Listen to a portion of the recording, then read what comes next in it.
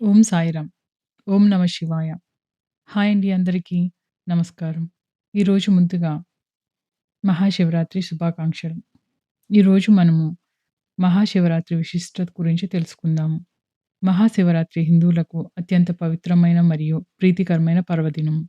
ఆధ్యాత్మికంగా మరియు లౌకికంగా ఈ రోజుకు ఎంతో ప్రాముఖ్యత ఉంది.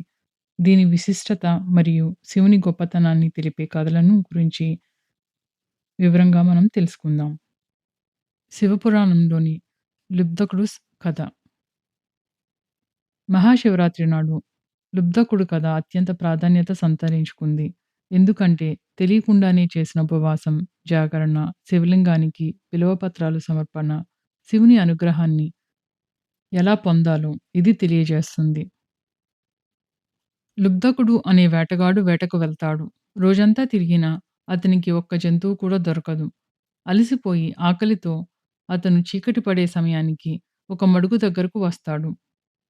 ఏదైనా జంతువు నీళ్లు తాగటానికి వస్తుందేమో అని అక్కడే ఉన్న ఒక మారేడు చెట్టు ఎక్కి కూర్చుంటాడు.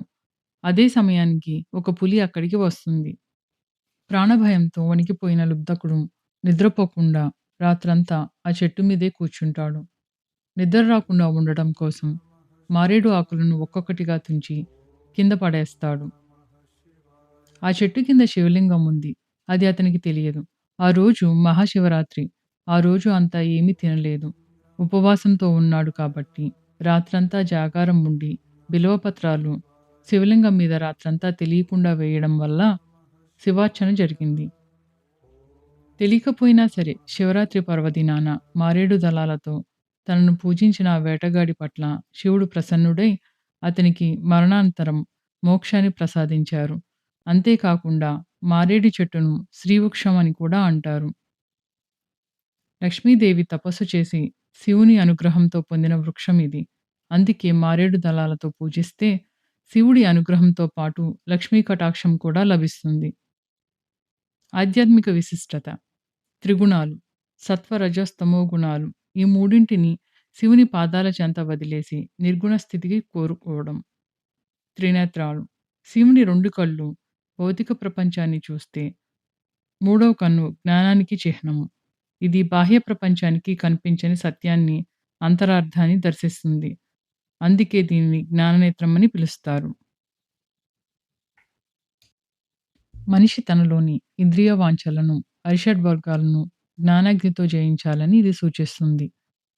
భూత భవిష్యత్ వర్తమానాలను శివుడు ఈ 3 కళ్ళ ద్వారా వీక్షించగలడు.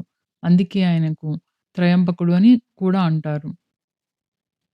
త్రిదళం త్రిగుణాకారం త్రినేత్రం చ త్రియాయుధం త్రిజన్మ పాప సంహారం ఏకబిల్వం శివార్పణం. దీని భావం 3 దళాలు కలిగినది, త్రిగుణాలకు రూపమైనది, 3 కన్నులు మరియు త్రిశూలానికి సంకేతమైనది అయిన ఒక బిల్వపత్రాన్ని శివునికి సమర్పిస్తే అది గత 3 జన్మల పాపాలను పోగొడుతుందని అర్థం. ఈరోజు మనం చేయవలసినవి: బ్రాహ్మీ ముహూర్తంలో నిద్రలేచి తలస్నానం చేయడం, శుభ్రమైన వస్త్రాలు ధరించి, శివుని స్మరిస్తూ రోజంతా ఉపవాసం ఉండి, ఓం నమ శివాయ అనే పంచాక్షరి మంత్రాన్ని జపించండి. ఈరోజు ఎంతసేపు కుదిరితే అంతసేపు ధ్యానం చేయడం మంచిది. జాగరణలో శివపంచాక్షరి కానీ మహామృత్యుంజయ మంత్రం జపించటం వల్ల భయాలు, అనారోగ్యాలు పోతాయి. శివరాత్రి రోజు చేసే పూజ కోటి రెట్ల ఫలితాన్నిస్తుందని నమ్మకం. ఓం నమ శివాయ.